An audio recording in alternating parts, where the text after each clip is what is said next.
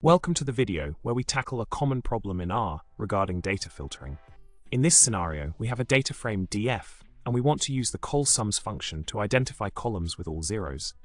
However, using colSums df1 equals 0 does not correctly identify all zero columns, leading to confusion and frustration in our data analysis. Now let's delve into the solution for this problem. It's crucial to note that to correctly identify zero columns, we should set colSums to zeros equal to nrow. Simply setting colSums to 0 can lead to incorrect results. An alternative approach is to use all or matrix stats colAlls, which might yield more effective outcomes in identifying columns with all zeros. Building on the solution, we can further understand how to subset the data effectively.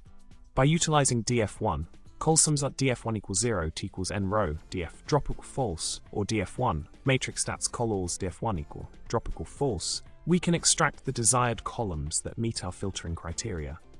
These methods ensure a more accurate selection process, avoiding misinterpretations and ensuring the integrity of our data analysis.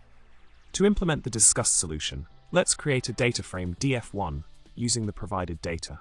By executing df1 data.frame matrix C1111000123, we establish the foundation for applying the correct filtering techniques and accurately identifying columns with all zeros in our dataset. In summary, by applying the correct approach using colSums, all, or matrix stats colAlls functions, we can effectively filter and identify columns with all zeros in our data frames. This ensures accurate data analysis and interpretation, avoiding common pitfalls in data manipulation. Thank you for watching, and remember to subscribe, like, and comment below with your thoughts or any jokes you might have. See you in the next video.